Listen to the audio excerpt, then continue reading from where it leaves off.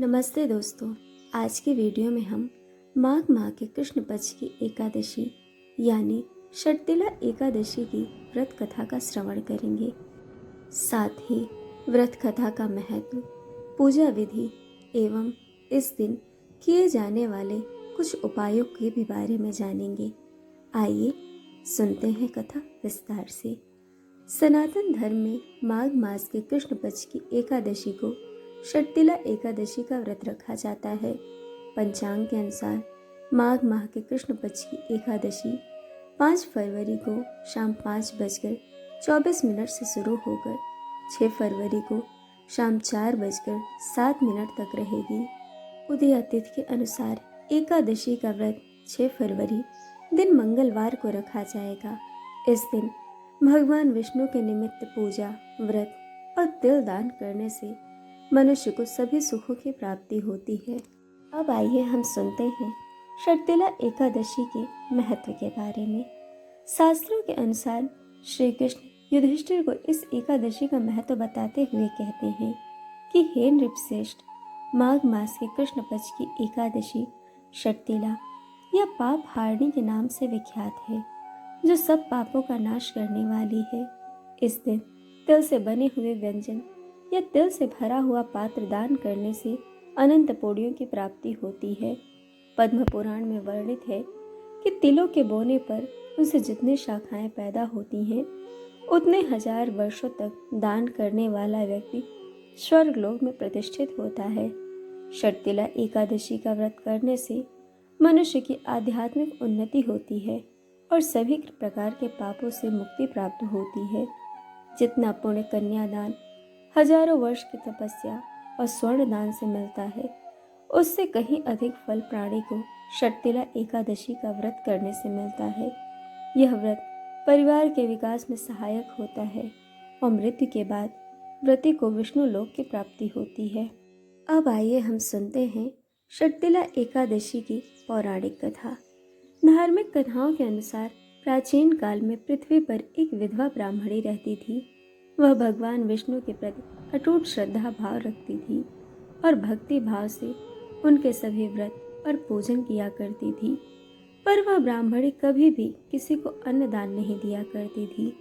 एक दिन भगवान विष्णु उस ब्राह्मणी के कल्याण के लिए स्वयं उसके पास भिक्षा के लिए गए। तब उस ब्राह्मणी ने मिट्टी का एक पिंड उठाकर भगवान विष्णु के हाथों में रख दिया। उस पिंड को लेकर भगवान विष्णु अपने धाम वैकुंठ लौट आए।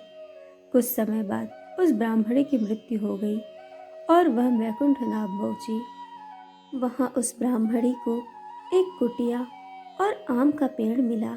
खाली कुटिया को देख वो ब्राह्मणी बहुत निराश हुई और भगवान विष्णु के पास जाकर पूछने लगी कि हे प्रभु, मैंने तो पूरे जीवन आपकी पूजा अर्चना की। पृथ्वी पर मैं एक धर्मपरायण स्त्री थी, फिर क्यों मुझे यह खाली कुटिया मिली? भगवान विष्णु ने उस ब्राह्मणी को उत्तर दिया कि तुमने अपने जीवन में कभी अन्नदान नहीं किया था, इसलिए ही तुमको ये खाली कुटिया प्राप्त हुई है। तब उस ब्राह्मणी को अपनी गलती का एहसास हुआ और उसने इसका उपाय पूछा। इस पर भगवान विष्णु ने बताया कि जब देव कन्याएं आपसे मिलने आए तो आप द्वार तभी खोलना जब वे षटतिला एकादशी के व्रत का विधान बताएं। उस ब्राह्मण स्त्री ने वैसा ही किया और षटतिला एकादशी का व्रत रखा। इस व्रत के प्रभाव से उस ब्राह्मण स्त्री की कुटिया अन्न और धन से भर गई। इसीलिए षटतिला एकादशी के दिन अन्नदान करने का बहुत महत्व माना जाता है। अब आइए हम जानते हैं षटतिला एकादशी की पूजा विधि के बारे में। इस दिन तिल स्नान, तिल का उपनयन, तिल का हवन, तिल का तर्पण, तिल का भोजन और तिलों का दान, यह तिल के 6 प्रकार हैं। इनके प्रयोग के कारण यह षटतिला एकादशी कहलाती है तथा इसका बहुत पुण्य प्राप्त होता है। माघ मास की दशमी एकादशी के दिन मनुष्य को स्नान आदि करके शुद्ध रहना चाहिए। इंद्रियों को वश में करके काम, क्रोध, लोभ, मोह, अहंकार, ईर्ष्या तथा द्वेष आदि का त्याग कर भगवान का स्मरण करना चाहिए।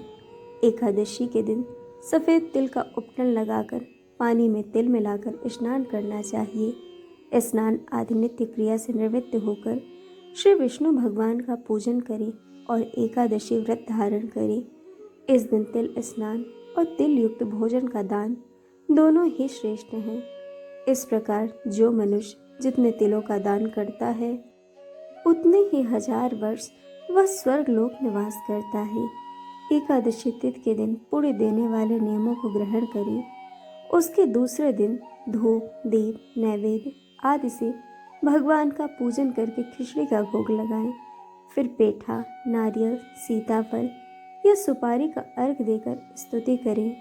हे भगवान, आप दीनों को शरण देने वाले हैं, इस संसार में फंसे हुओं का उद्धार करने वाले हैं। हे पुंडरीकाक्ष, मैं विश्व भावन, हे सुब्रह्मण्यम, हे पूर्वज, हे जगतपति, आप लक्ष्मी जी सहित इस तुच्छ अर्घ को ग्रहण करें। इसके पश्चात जल से भरा हुआ घड़ा ब्राह्मण को दान दें तथा ब्राह्मण को श्यामा गौ और तिल पात्र देना भी उत्तम है। इस व्रत के करने से अनेक प्रकार के पाप नष्ट हो जाते हैं तथा मनुष्य को मोक्ष की प्राप्ति होती है। अगर पुष्य नक्षत्र में गोबर, कपास और तिल मिलाकर बने कंडों से 108 बार हवन किया जाए तो जीवन में पुण्य का उदय होता है तथा श्री विष्णु की कृपा प्राप्त होती है। इस दिन रात्रि को जागरण भी करना उत्तम माना जाता है। अब आइए हम जानते हैं षटतिला एकादशी के दिन किए जाने वाले कुछ विशेष उपायों के बारे में। धार्मिक शास्त्रों के अनुसार एकादशी के व्रत उपवास का बहुत महत्व है। इस दिन श्री हरि विष्णु का पूजन करने से मन की हर एक इच्छा पूरी होती है और मनुष्य की दरिद्रता दूर होती है। षटतिला एकादशी के दिन 6 प्रकार से तिल का उपयोग करने से मनुष्य के सभी पापों का नाश होता है और उसे वैकुंठ की प्राप्ति होती है। एकादशी व्रत घर में सुख शांति देने वाला माना जाता है और अगर षटतिला एकादशी के दिन उपवास के साथ साथ तिल का दान दिया जाए तो यह अति उत्तम है। इतना ही नहीं, षटतिला एकादशी व्रत आरोग्य तथा सुखी दाम्पत्य जीवन भी देता है। षटतिला एकादशी के दिन पूजा के पश्चात तिल से तर्पण अवश्य करें। कहा जाता है कि इससे पितरों की आत्मा को शांति प्राप्ति होती है और पितृदेव हमेशा प्रसन्न रहते हैं और हमें उनका आशीर्वाद प्राप्त होता है। इस दिन सफ़ेद या काले तिल का उपटन लगाकर उसे जल में डालकर स्नान करें। मान्यता है कि ऐसा करने से साधक को आरोग्य की प्राप्ति होती है। सनातन धर्म में एकादशी के दिन तिल दान करने का विशेष महत्व है। षटतिला एकादशी के दिन श्रद्धा अनुसार गरीबों को तिल का दान करें। इस उपाय को करने से दुख और दुर्भाग्य से छुटकारा मिलता है। काले तिल का दान करने से भगवान शनि देव की कृपा प्राप्त होती है। षटतिला एकादशी के अवसर पर तिल से हवन करने से घर से नकारात्मक ऊर्जा खत्म होती है। हवन में तिल की आहुति देने से घर में सुख और शांति का आगमन होता है। षटतिला एकादशी के दिन तिल का प्रयोग भोजन में अवश्य करना चाहिए। इससे हमें भगवान विष्णु का आशीर्वाद प्राप्त होता है। तो दोस्तों, इस वीडियो के माध्यम से हमने जाना षटतिला एकादशी की पौराणिक कथा, एकादशी का महत्व तथा षटतिला एकादशी की पूजा विधि के साथ साथ इस दिन किए जाने वाले कुछ विशेष उपायों के बारे में। दोस्तों, वीडियो आपको कैसी लगी यह हमें कमेंट करके ज़रूर बताइएगा और चैनल को सब्सक्राइब, वीडियो को लाइक शेयर करना बिल्कुल मत भूलेगा। वीडियो देखने के लिए आप सभी का बहुत बहुत धन्यवाद। जल्द मिलेंगे एक और नए वीडियो के साथ।